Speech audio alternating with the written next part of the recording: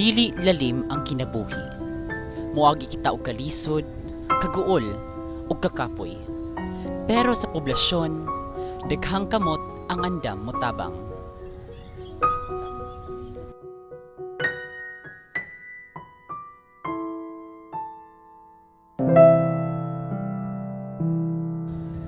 Bisan pa man sa atong kalisod ug sa atuang kakapos, the heart of a true Laponian outshines every challenge that comes their way.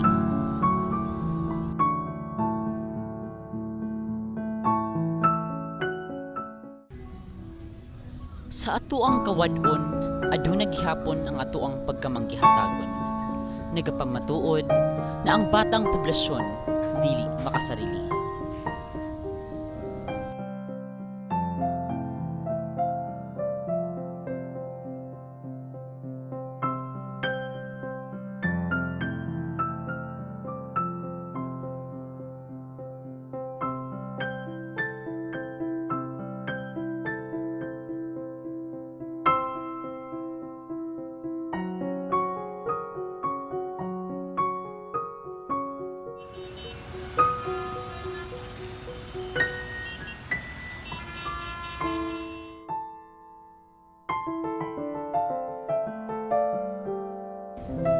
Sa matag tabang, wala kita magadahong material na kapalit para niini.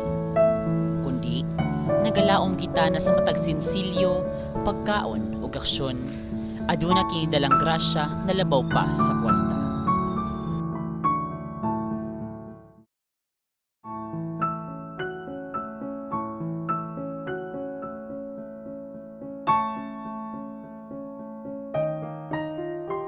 Sa poblasyon, baliwala ang kakapoy, kung ang hago para sa pangandoy.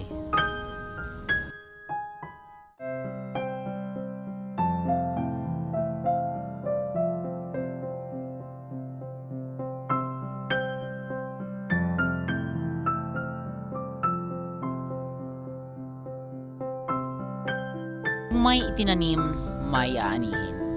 Ganyan ang takbo ng buhay. Sa lupon, ang pagdahod sa atong kagikan, maoy kalipay sa katawhan. Hinungdan na kita balik-balikan.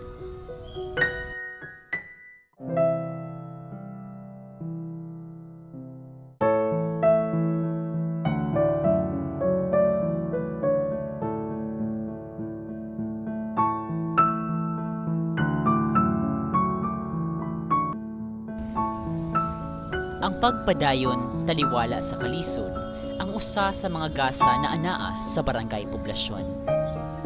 Hindi pagsubok ang hindi pag-ayon sa iyo ng alon ng buhay, kundi isa itong daan upang mapatatag at mapabuti ang iyong sarili.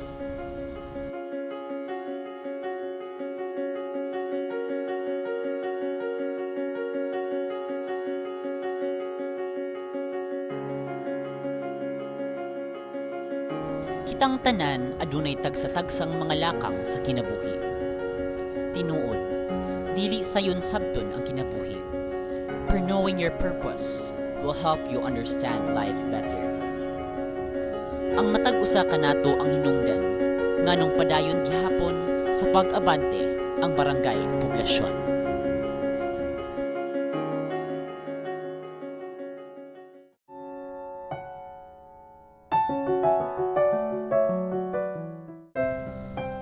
Usahay, ang gamayng tabang adunay dagkong mga epekto. Sa ubang higayon, ang diyutay lamang nabutang para kanato adunay dakong parte sa kinabuhi sa uban.